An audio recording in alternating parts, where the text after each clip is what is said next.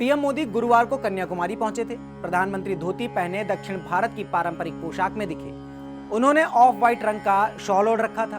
कन्याकुमारी पहुंचने के बाद भगवती अम्मन मंदिर में प्रार्थना और पूजा अर्चना की। पीएम मोदी के इस आध्यात्मिक प्रवास को लेकर कन्याकुमारी में सुरक्षा के पुख्ता इंतजाम किए गए हैं। उनकी सुरक्षा में 2000 से ज्यादा पुलिस के जवानों की तैनाती की गई है। कहा जा रहा है कि जितने समय तक PM Modi Vivekananda rock memorial पर रहेंगे तब तक किसी भी आम टूरिस्ट को वहां जाने की अनुमति नहीं होगी। नमस्कार, मैं शिवम पांडे और आप देख रहे हैं सुदर्शन न्यूज।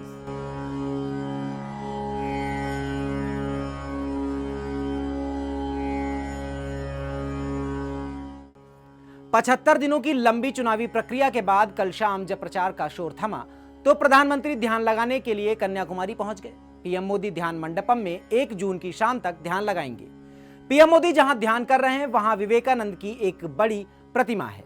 आपको बता दें कि आम चुनाव का प्रचार थमने के बाद पीएम मोदी हर बार आध्यात्मिक यात्रा पर जाते हैं। जैसे कि 2019 के चुनाव प्रचार के बाद वे केदारनाथ गए थे और साल 2014 में वे शिवाजी महाराज से संबंधित प्रतापगढ़ गए थे। प्रधानमंत्री नरेंद्र मोदी ने गुरुवार शाम से देश के सबसे दक्षिणी छोर पर स्थित कन्याकुमारी के प्रसिद्ध विवेकानंद रॉक मेमोरियल पर 45 घंटे की ध्यान साधना शुरू की। कन्याकुमारी पहुंचने के बाद उन्होंने भगवती अम्मन मंदिर में पूजा अर्चना की। बता दें कि अम्मन मंदिर 108 शक्तिपीठों में एक है। यह मंदिर करीब 3000 साल पुराना है। उसके बाद वो नाव पर सवार होकर तट से करीब 500 मीटर दूर समुद्र में चट्टान पर स्थित विवेकानंद रॉक मेमोरियल पहुंचे। रॉक मेमोरियल पहुंचने के बाद उन्होंने ध्यान मंडपम में अपना ध्यान शुरू किया।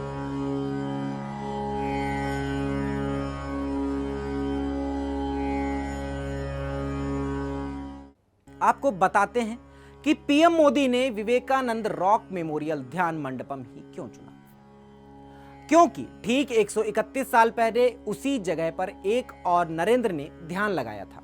दरअसल 4 वर्षों की तपस्या के बाद जब साल 1892 में नरेंद्र नाथ दत्त कन्याकुमारी पहुंचे तब समुद्र की लहरों में शांत पड़ी शिलाओं को देखा और उन्होंने निश्चय किया कि वो समुद्र तट से तैरकर पानी के बीच उस शिला पर जाकर ध्यान लगाएंगे जहां आध्यात्म उनके मन को ईश्वर से जोड़ेगा। इस शिला पर पहुंचने से पहले नरेंद्र नाथ दत्त कोई स्वामी नहीं थे। वो इससे पहले नरेंद्र नाथ दत्त के नाम से ही जाने जाते थे, जिनका जन्म कलकत्ता में हुआ था। लेकिन कन्याकुमारी पहुंचकर उन्होंने 3 दिनों तक यानी 25, 26, 27 दिसंबर 1892 को यहां कड़ी तपस्या की। यहां उन्हें विकसित भारत के दर्शन हुए। कहा जाता है कि यहीं उन्हें भारत माता की दिव्य अवधारणा की अनुभूति हुई थी और इस ध्यान से उन्हें जो ज्ञान मिला उसी ज्ञान ने उन्हें स्वामी विवेकानंद बनाया। कुछ ही दिनों बाद वे साल 1893 में अमेरिका के शिकागो गए, जहां विश्व धर्म संसद का आयोजन होना था। इस धर्म संसद में स्वामी विवेकानंद ने जो ज्ञान दिया उसने भारत और हिंदू धर्म के प्रति पूरी दुनिया का नजरिया बदल दिया। विवेकानंद रॉक मेमोरियल का स्थान स्वामी विवेकानंद के जीवन में सबसे अहम माना जाता है, क्योंकि जिस तरह से गौतम बुद्ध ने सारनाथ में अपना पहला उपदेश दिया था उसी तरह पूरे देश का भ्रमण करने के बाद स्वामी विवेकानंद के ध्यान में भारत माता का विकसित स्वरूप सामने आया था।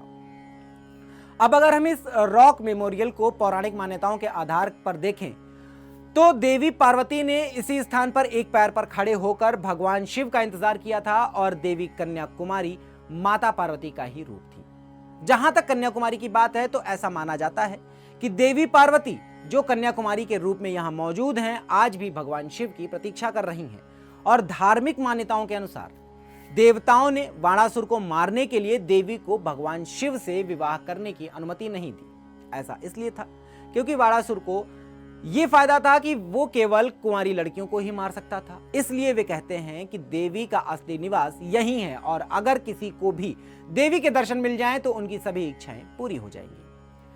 अब बड़ी बात यह है कि 131 साल पहले नरेंद्र नाथ दत्त ने जब कन्याकुमारी पहुंचकर और इस शिला पर ध्यान लगाया तो वे स्वामी विवेकानंद बन गए। और अब जब पीएम नरेंद्र दामोदर दास मोदी इस शिला पर ध्यान लगाने बैठे हैं तो अगले 4 दिन में देश के लोकसभा चुनाव का नतीजा आने वाला है और ये नतीजे भी भारत के प्रति दुनिया का एक नया दृष्टिकोण और नजरिया बनाएंगे। ऐसे ही और वीडियोस को देखने के लिए हमारे चैनल को सब्सक्राइब और लाइक करें।